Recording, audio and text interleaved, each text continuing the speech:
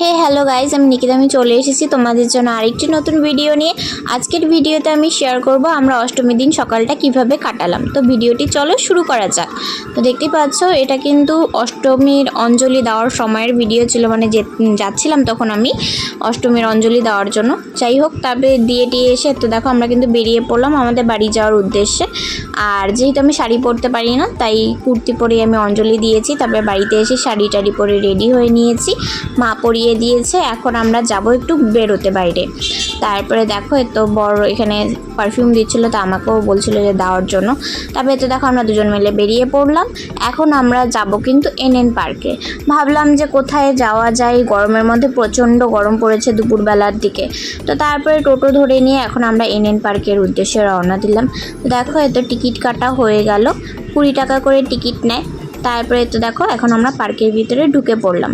এখন আমরা ভিতরে ঢুকে একটা জায়গায় বসে ছবি ভিডিও ক্লিক করব কিছু, যার জন্য সাজাগোজা। তো এখানে গিয়ে প্রচণ্ড গরমের মধ্যে জল তেষ্টা পেয়ে গিয়েছিল। তারপরে বরকে বললাম স্প্রাইট আনতে, স্প্রাইট এনে দিল। তারপরে দেখো এখানে আমরা অনেকগুলো ছবি ভিডিও ক্লিকস করেছি, তোমাদেরকেও দেখিয়ে দিচ্ছি। দেখো আমাদেরকে কেমন লাগছে অবশ্যই কমেন্টস করে জানিও।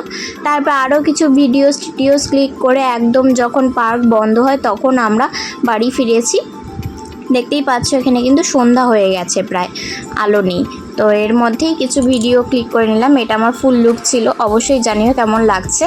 তারপরে তো দেখো এখানে এই দিঘিটার মধ্যে, মানে দিঘি তো না, পুকুরের মধ্যে অনেকগুলো মাছ থাকে, মাছগুলো দেখাতে পারিনি। তারপরে তো টোটো ধরে এখন কিন্তু আমরা বাড়ির উদ্দেশ্যে রওনা দিয়ে দিয়েছি, বাড়িতে চলেও এসেছি।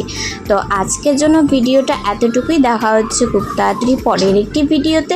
ততক্ষণের জন্য সবাইকে টাটা।